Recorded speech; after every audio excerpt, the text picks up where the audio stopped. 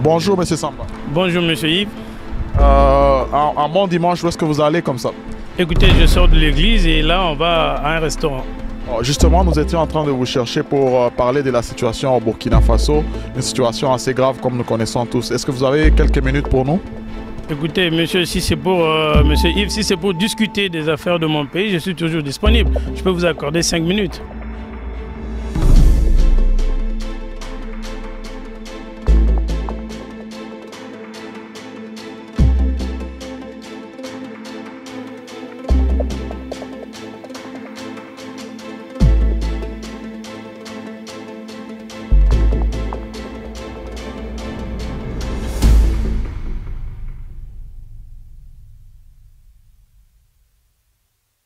Nous sommes heureux de vous voir encore au studio de Congo Mikili. Vous êtes accompagné de quelqu'un aujourd'hui. Est-ce qu'elle peut se présenter? Oui, bonjour Yves. Donc, je m'appelle Lisanne Galula et je suis l'attachée de presse de Monsieur Samba. Ok, Monsieur Samba, on va attaquer directement le sujet du jour. C'est les événements au Burkina Faso qui se sont précipités jusqu'au départ de Blaise Compaoré. Quelle est votre réaction par rapport à cette situation? Merci Monsieur Yves. Écoutez, nous pensons que le peuple burkinabé a fait preuve de beaucoup de courage. Le peuple burkinabé a montré à l'Afrique et au monde entier de quoi un peuple est-il capable. Nous saluons d'emblée cette initiative, la révolution du peuple burkinabé, tout ce qui s'est passé là-bas. Et dorénavant, les dictateurs, les présidents africains sont prévenus en vouloir s'éterniser au pouvoir qu'un peuple affamé, qu'un peuple martyrisé, qu'un peuple longtemps condamné, un peuple privé de ses libertés, peuvent à n'importe quel moment se soulever. En fait, le peuple burkinabé vient de nous montrer là un bel exemple. Ok, mais la question que tout le monde se pose, c'est est-ce que cette situation peut se répéter dans les autres pays africains où il y a des dictateurs qui s'éternisent depuis plus de 25 ans, 30 ans, comme le Congo-Brazzaville? Monsieur Yves, hier, le peuple africain avait peur de ces dictateurs. Le peuple africain pensait que ces politiciens, que ces présidents dictateurs, c'était comme des bunkers. C'était des présidents qui vivaient dans des caveaux qu'on ne pouvait pas toucher. Et ces présidents se permettaient de faire tout et n'importe quoi, de faire subir tout et n'importe quoi à leur peuple. Avec la situation de Burkina Faso, nous nous sommes rendus compte que le peuple a un mot à dire par rapport à la politique de son pays. Éventuellement, je ne peux pas dire oui, que cela ne peut pas se perpétuer dans la sous-région. Je ne peux non plus dire non, que cela ne peut pas se propager partout en Afrique. Mais nous pensons que cela est possible. Parce que le vent de l'Ouest qui a emmené la conférence nationale dans les années 90 a commencé dans l'Est et s'est propagé jusqu'en Afrique de la sous-région, notamment au Congo-Brazzaville, au Congo-Kinshasa. Partant de ce principe, nous pensons que cette situation est très sérieuse et que dorénavant, les présidents dictateurs, le président Denis Sassou Nguesso, personnellement, est prévenu de ne pas essayer de changer la modification. Parce que l'article 185 ne permet pas la modification de la Constitution au niveau du Congo-Brazzaville. Et Monsieur Yves, Monsieur Emmanuel, vous êtes des journalistes. Nous pensons que cette situation peut avoir des répercussions sur toute l'Afrique de la sous-région. Mais au Burkina Faso, selon les analyses politiques, cette révolte a été menée en grande partie non par les politiciens qui sont même des opposants qui sont souvent aussi corrompus, mais par la société civile qui a été très active. Pensez-vous qu'au Congo-Brazzaville, la société civile est aussi active et peut être aussi active qu'au Burkina Faso? Monsieur Yves, je pense que oui, parce que nous sommes un seul peuple. Les frères de Burkina Faso l'ont prouvé. Et rien ne manque au peuple congolais éventuellement de faire comme le peuple burkinabé. Parce que nous subissons tous le même calvaire.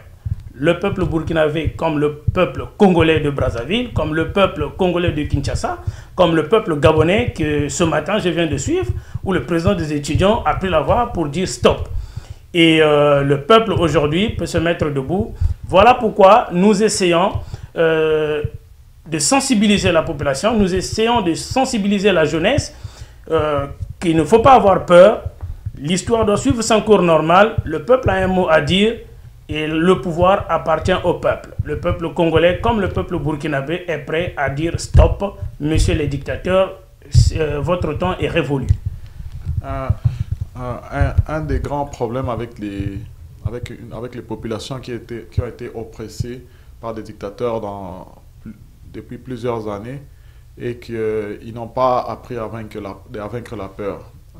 Pensez-vous que cette fois-ci, le peuple du Congo-Brazzaville ne va pas fuir au premier coup de feu? Le peuple du Congo-Brazzaville, M. Yves, M.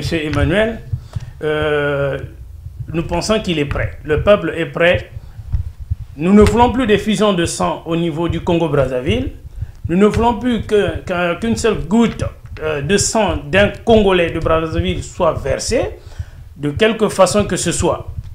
Tout ce que nous demandons, c'est de ne pas toucher à la Constitution. Parce que la Constitution, dans son article 185-187, alinéa 3, ne prévoit pas de modification sur la Constitution. Alors, toute personne, tout politique, tout dirigeant du Congo-Brazzaville qui voudra changer la Constitution ou modifier ces articles-là sera tenu seul responsable de tout ce qui va arriver au niveau du Congo-Brazzaville. Et le peuple, ce moment-là, se tiendra debout, sera dans la rue, il ne fuira pas. On va dire comme les frères burkinabés, trop c'est trop. Nous tous, nous ne voulons pas le changement de la Constitution. Donc, monsieur Yves, monsieur le journaliste, monsieur Emmanuel, le peuple congolais de Brazzaville ne va pas fuir parce que cette situation s'est tellement éternisée et aujourd'hui nous sommes prêts à faire la République, à vivre la République avec des nouvelles personnalités, avec un nouveau président. L'avant-dernière question est qu'on a vu le pouvoir parler de la démocratie traditionnelle. Ils ont présenté des livres disant que nous, Africains, nous ne devons pas faire la démocratie à l'européenne, mais plutôt faire la démocratie traditionnelle, où si on reconnaît qu'un chef a été compétent, a maintenu la paix pendant longtemps, le peuple peut le reconduire comme ça se faisait traditionnellement dans nos villages. Monsieur le journaliste, monsieur Yves, nous pensons que la démocratie est la seule forme idéologique aujourd'hui qui est valable partout dans le monde. Et la démocratie, depuis des décennies, a fait ses preuves. C'est la seule forme de pensée aujourd'hui qui peut marcher. Que les Africains, que ces dirigeants africains qui pensent que la démocratie à l'occidental n'est pas adaptée à l'Afrique, j'ai dit c'est un faux débat. Tout simplement parce que la Constitution, les lois fondamentaux qu'ils ont mis en place les rattrapent. Voilà pourquoi ils pensent que cette démocratie à l'occidental ne s'adapte plus à l'Afrique. Mais cela est un faux débat. Que ces présidents-là, que ces constitutions-là, que la population ouvre l'œil, à vous tous qui m'écoutez, Congolais de Brazzaville, Congolais de Kinshasa, peuple du Gabon, nous disons stop. La Constitution ne doit pas être modifiée. La démocratie, elle est la même partout, que ce soit en France, que ce soit au Canada, aux États-Unis. Cette démocratie peut être adaptée à l'Afrique. Que ces présidents ne nous fassent pas gober tout et n'importe quoi en disant que cette démocratie à l'occidental n'est pas adaptée à l'Afrique. C'est un faux débat. Merci, monsieur le journaliste. Mais certains de ces dictateurs souvent font croire à la population que c'est eux les garants de la sécurité, c'est eux les garants de la paix, et que si jamais ils partaient, ça serait les troubles, les déluges, et qu'il y aura un vide. Aujourd'hui, si le président Denis Sassou Nguesso partait, selon vous, qui peut le remplacer valablement? Monsieur Yves, le Congo compte actuellement plus de 4 millions d'habitants. Nous avions des Congolais au niveau de la diaspora, au niveau de l'intérieur, qui sont prêts à prendre le flambeau, qui sont prêts à relever le défi. Ces présidents-là, ce sont des pompiers pyromanes. Ils mettent le feu et après ils viennent avec de l'eau pour éteindre le feu. Le peuple congolais n'a pas d'armes. Je ne connais pas un seul opposant politique au Congo qui a des armes. La seule personne qui a des armes au Congo, c'est le président de la République.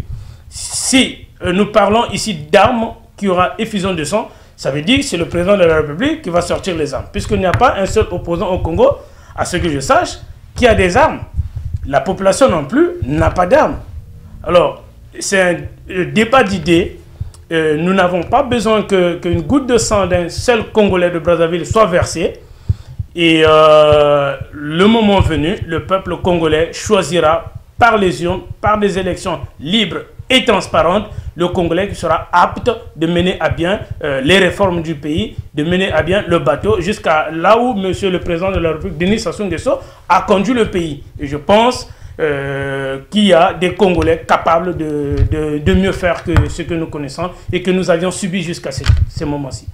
Ok, est-ce que vous avez, on sait qu'il est dimanche et qu'on vous a pris en pleine rue, est-ce que vous avez un mot de la fin par rapport à cette petite intervention et rappeler aussi les contacts et où les gens peuvent vous joindre, les gens qui adoptent vos idées?